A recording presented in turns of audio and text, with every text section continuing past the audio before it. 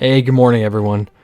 Last night was great as most of our key targets hit, except the unpredictable Kings front court came back to bite us again. We were heavy on Trey Lyles' fantasy point prop, and instead Metu decided to have a career game and shoot lights out. And as a result, he played huge minutes keeping Lyles on the bench. But what can you do? Tyus Jones, Halliburton, and Cameron Payne all hit on their assist props, which were key targets for us. And that risky free throw road that we traveled down ended up paying off, as KD, Kyrie, DeJounte, and Devin Booker all hit on their free throw props. Dinwiddie and Dwight Powell also came through for their fantasy point props. Memphis continues to thrive without Morant as they beat the Nets by 12 points and improved their record to 15-2 without him. KD and Kyrie tried carrying the team, and they scored so many points from the free throw line like we predicted on the prop show yesterday. This Memphis squad is just ridiculous without Morant, and it just goes to show how deep they actually are. It'll be a lot of fun to watch them square off against the Suns in the playoffs if they actually play, as they are both very similar in their style of play and their depth. Speaking of the Suns, that game lived up to its potential. I definitely got playoff vibes watching that game as players were diving for loose balls and we had numerous techs and flagrant fouls. It was a great game to watch, and the T-Wolves kept the lead through a majority of the game. But like we talked about yesterday, this Suns team is just too good and they closed it out in normal fashion. Ayton had a monster game like we predicted, and he was another key target for us. Today we only have 5 games and 2 of them have double-digit spreads, so we'll have to navigate through this carefully.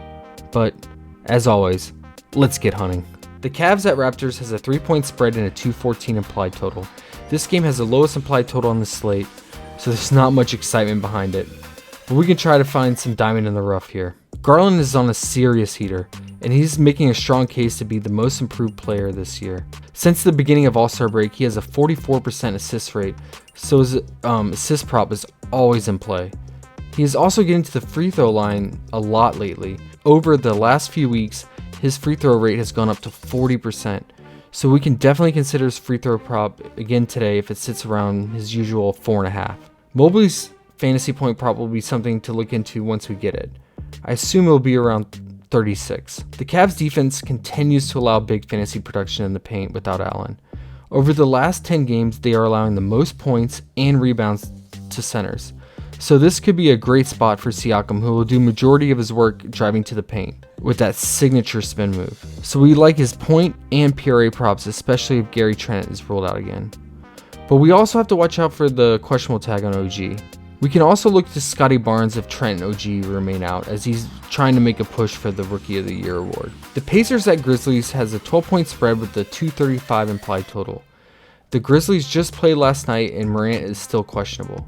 With the way they are playing without him, I assume he'll rest again, especially in this easy matchup against the Pacers. This game has blowout written all over it, as these two teams played recently and Memphis won 135-102, and that game was also without Morant. The starters did not touch the court in the fourth quarter, so we could look to first half props including Steven Adams and Desmond Bane fantasy points. Tyus Jones had 11 assists in just 26 minutes in that game, but I would probably just stick with the first half props for this one, and I'm not interested in any Pacers, especially if Brogdon is back, so you might want to consider unders for them. Hey guys, it's Danny. I'm just here to let you guys know about the free Discord that we did launch.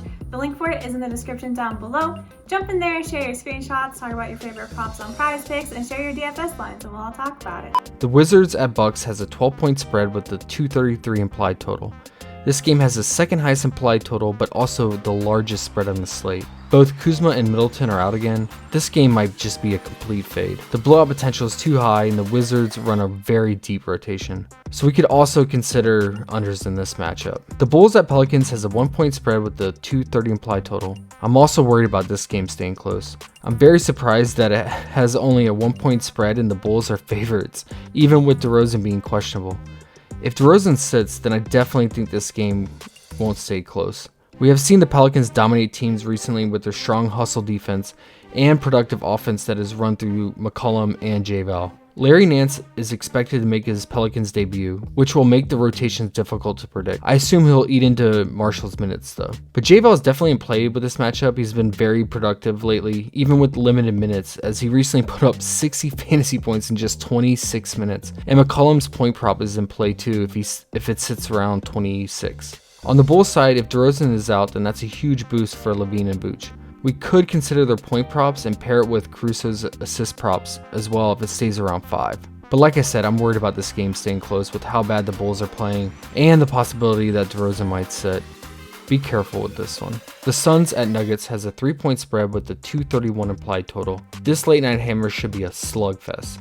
However, the Suns are on a back-to-back and just came off a physical track meet with the T-Wolves, and they have to play in the altitude. But the Suns are built for this adversity. If they win this game, then they clinch the number 1 seed in the West, and they can go in cruise control for the last 8 remaining games. So this game is really important for them. This is a great spot for Booker, as the Nuggets really struggle against guards, so we should target his point or fantasy point props. Ayton went nuclear last night, like we said, but I'm worried about his foul potential in this match against Jokic. But he'll continue to be a focal point of this offense.